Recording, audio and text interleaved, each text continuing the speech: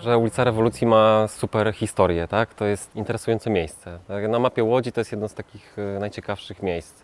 Top w ogóle jakieś tam powiedzmy kilkanaście, które trzeba koniecznie odwiedzić. A też zastanawiało mnie, jak to jest, że jest ulica Wschodnia, Zachodnia, Północna, no i jest ulica Rewolucji, która teoretycznie no, powinna być południową, tak? I ona rzeczywiście była kiedyś południową, ale w 1955 roku zmieniono nazwę na Rewolucji 1905 roku, żeby upamiętnić wydarzenia właśnie z tego roku. W Łodzi w czerwcu 1905 roku miały miejsce no, po prostu strajki i właśnie w tym miejscu na ulicy Rewolucji, na skrzyżowaniu Rewolucji i Wschodniej, gdzie jest tablica pamiątkowa, bo tutaj najwięcej ludzi zginęło, bo najdłużej te barykady się utrzymywały i cała rewolucja tak naprawdę się wzięła z tego, że gdzieś tam niezadowoleni robotnicy w Rosji chcieli się przeciwstawić panującemu wtedy carowi.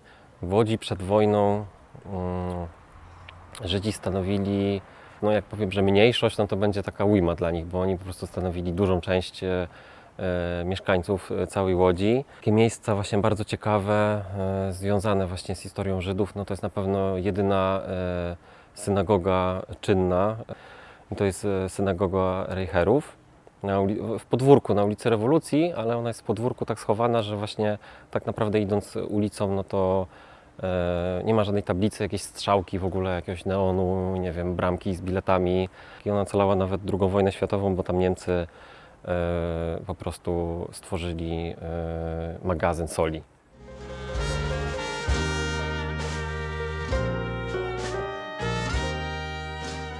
Nazywam się Dawid Gurfinkiel, jestem łódzkim aktywistą, jestem oprowadzaczem, pilotem wycieczek, również muzykiem. Występuję w zespole Yiddishkeit. Yiddishkeit znaczy dusza żydowska, ale również jestem prezesem stowarzyszenia Hakoach.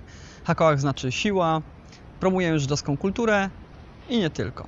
To jest synagoga należąca wówczas kiedyś przed wojną do Zewa Wolfa Reicherta. II wojnę światową przetrwały dwie synagogi. Jedna na cmentarzu przy ulicy Brackiej, na cmentarzu żydowskim, a druga tutaj. Tamtą wyburzono w latach 60., ta ostała się do tych czasów. Teraz.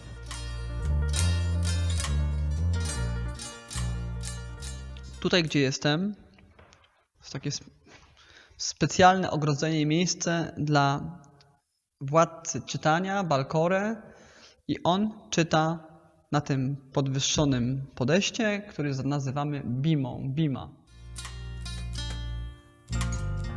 Jesteśmy w punkcie dla mężczyzn, a na górze jest babiniec. Modlimy się, że tak powiem, niekoedukacyjnie.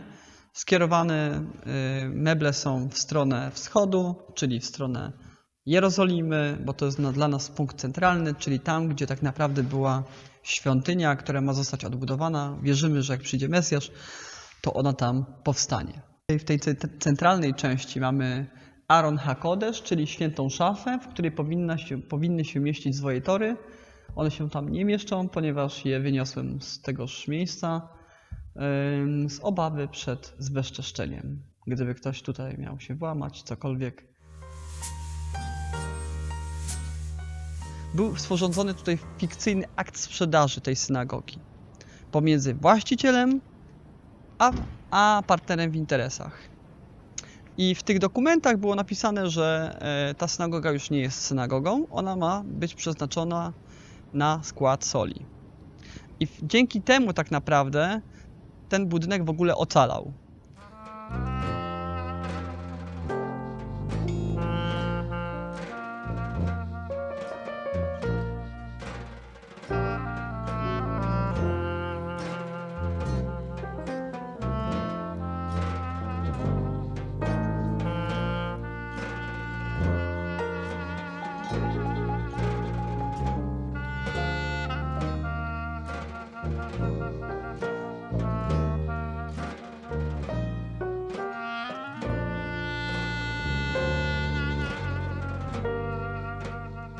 Mural jest wielokulturowy, dlatego że widzimy przedstawicieli, uczestników tej rewolucji, wydarzeń, które miały tutaj miejsce właśnie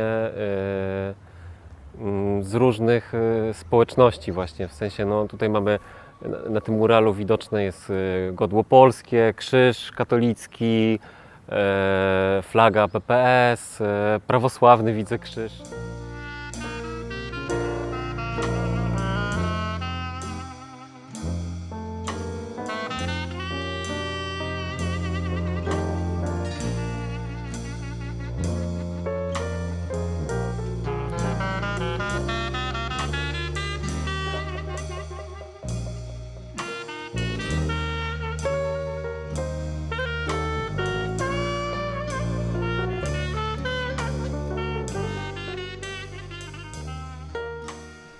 Wiąże się ta historia z zamknięciem kina Cytryna, które najpierw mieściło się na Zachodniej, a potem przez chwilę na ulicy Pomorskiej. Mój kumpel, mój przyjaciel pracował tam. Niestety jak Cytryna się zamknęła, stwierdziła, że otworzy kolejne kino. I po roku szkoleń, starań się o dofinansowania unijne, otworzyliśmy kino. Tak naprawdę był konkurs podczas startowania z kinem, jak się ma nazywać. Rzuciliśmy do znajomych na Facebooku, na maile propozycje, żeby nadsyłali. Potem głosowali i tak naprawdę Bodo było jedną z propozycji, które miało najwięcej głosów. A poza tym, bo do kina się chodzi, dobre hasło reklamowe. Zastanawialiśmy się z kumplami, co to wcześniej było. Doszliśmy do tego, że to jest budynek fabryczny z XIX wieku, natomiast w latach 80.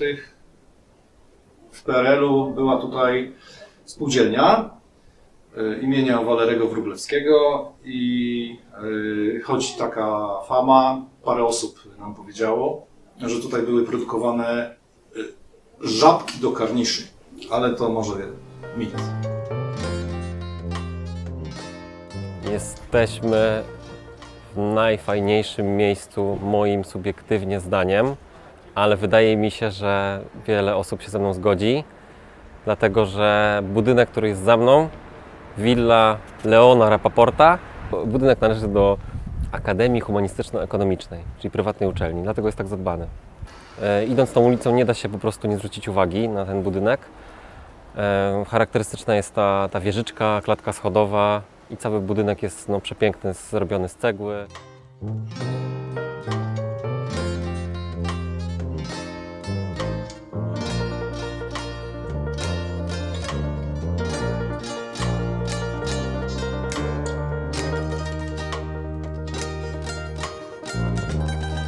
To jest bardzo ważne miejsce, jeżeli chodzi o rewitalizację, przemiany w Łodzi, dlatego że w tym miejscu, na ulicy Rewolucji, 2 lata temu zawaliła się kamienica. I do tej pory tutaj jest taki pusty plac, dziki parking.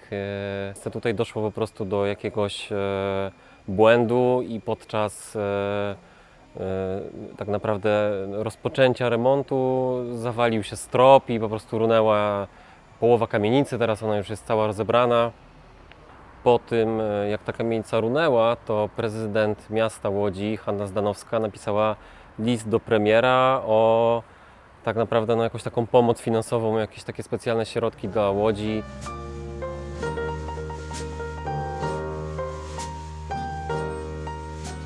Tutaj z tego, co się orientuję, to ma zostać po prostu wybudowany jakiś nowy budynek przez Urząd Miasta.